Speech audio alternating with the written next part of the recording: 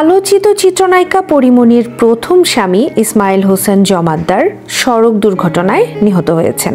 22 November 2024 রাতে ঢাকা ভাঙা মহাসড়কের শিবচরের পাঁচচর এলাকায় মোটরসাইকেল দুর্ঘটনায় প্রাণ হারান তিনি। ইসমাইল ছিলেন পরীমনির প্রথম স্বামী। তাদের দাম্পত্য জীবনের কোনো খবরের পাতায় তেমন আসেনি। আর কেনই বা আসবে? পরীমনি তখনও নায়িকা বনে যাননি। তখন তিনি ছিলেন গ্রামের 8-10 জন সাধারণ তরুণীর মতোই। যাকে এখন পরীমনি নামে চিনছেন, আদতে তখন তিনি ছিলেন শামসুন নাহার স্মৃতি। বর্তমানের সমালোচিত নায়িকা পরীমনি হয়ে ওঠার গল্প কি? কোথা থেকে এলেন? একে একে বের হয়ে আসছে তার জীবনের নানা কাহিনী। কে এই পরীমনি এবং কিভাবে শোবিজে তার আগমন ও অল্প সময়ে আলোচনার কেন্দ্রবিন্দুতে চলে এলেন, ফ্লপ সিনেমার নায়িকা হয়েও কোটি টাকার মালিক হলেন? এসব প্রশ্ন এখন চলচ্চিত্রাঙ্গনের লোকজনের মধ্যে আলোচিত হচ্ছে।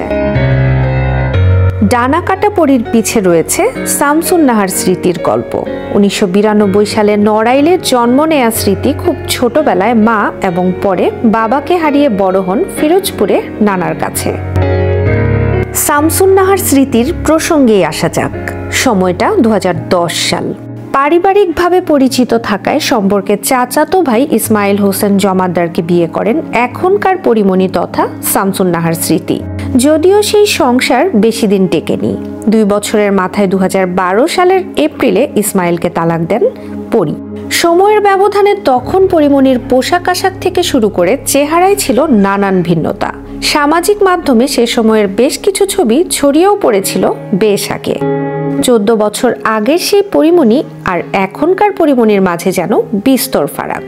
সে সময় পরীমনি তার নানার বাড়িতে থেকে লেখাপড়া করতেন বলে বিভিন্ন মহলে উঠে এসেছে। অর্থাৎ ইসমাইল হোসেনের সঙ্গে বিয়ে হয় তখনই, যে তার প্রথম স্বামী। বিবাহ বিচ্ছেদের পর ইসমাইল বা তার পরিবারের সাথে পরীর কোনো যোগাযোগ নেই বলেও জানা গিয়েছে। এদিকে 22 নভেম্বর 2024 ইসমাইলের মৃত্যুর পর তার চাচা কবির হোসেন জানান, পরীকে তালাকের পর ইসমাইল আবারও বিয়ে করেছিলেন। সেই ঘরে তার স্ত্রী ও 2টি সন্তান রয়েছে। কিন্তু সঙ্গী পাল্টে এখানেই থামেননি স্মৃতি ওরফে পরীমনি। আলোচিত এই নায়িকার কাগজে কলমে তার 5টি বিয়ের খবর কারুরই অজানা নয়। ইসমাইলকে তালাক দেওয়ার পর 2012 সালের 28 এপ্রিল ফেরদৌস কবির সৌরভ নামে ফুটবলারের সঙ্গে বিয়ে হয় পরীর।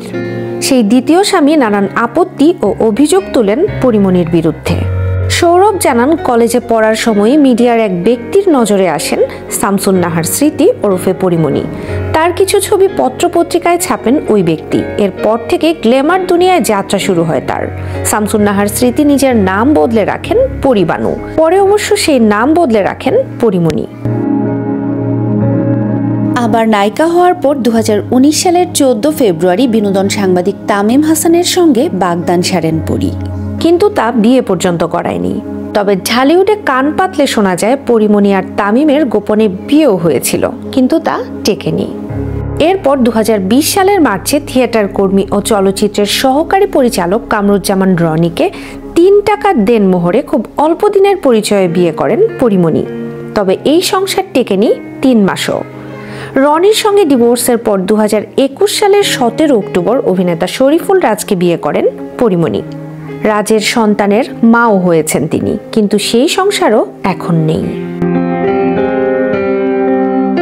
এছাড়াও জানা যায়, রাজনীতিবিদ থেকে শুরু করে প্রভাবশালী মহলের ছত্রছায়ায় থাকায় এতদিন পরীমনিকে নিয়ে কেউ তেমন উচ্চবাচ্য করেনি। তার অতীত বর্তমানের নানা কাহিনী জানা থাকলেও কেউ মুখ খোলেননি। তবে তাদের সবার এক কথা, পরীমনি যতটা না নায়িকা হতে পেরেছেন তার চেয়ে বেশি প্রভাবশালী মহলে বিচরণ করতে সক্ষম হয়েছেন। তাদের কথা অনুযায়ী আজকের পরীমনি হয়ে ওঠার পেছনের নানা চমকপ্রদ ঘটনা এখন দিন দিন প্রকাশিত হচ্ছে। নাটক থেকে চলচ্চিত্রে গিয়ে প্রভাবশালীদের ছায়ায় থেকে একের পর এক সিনেমা শুরু করেন। কোনো নতুন নায়িকার পক্ষে একসঙ্গে 20 থেকে 25টি সিনেমায় চুক্তিবদ্ধ হওয়া নিয়ে তখন চলচ্চিত্রাঙ্গনে বেশ তোলপাড় শুরু হয়। যদিও এসব চলচ্চিত্রের সিংহভাগই নির্মিত কিংবা মুক্তি পায়নি এখনো। মুক্তিপ্রাপ্ত এসব সিনেমা ব্যবসা সফল হয়নি। তারপরও পরীমনি ব্যাপক প্রভাবশালী হয়ে ওঠেন। তারকা তারকাদের প্রতিনিয়ত আপডেট পেতে অবশ্যই তারকা সংবাদের ফেসবুক পেজ এবং ইউটিউব চ্যানেলটিকে সাবস্ক্রাইব করে তারকা সংবাদের সাথেই থাকবেন। একা হাসান, তারকা সংবাদ ডেস্ক, ঢাকা।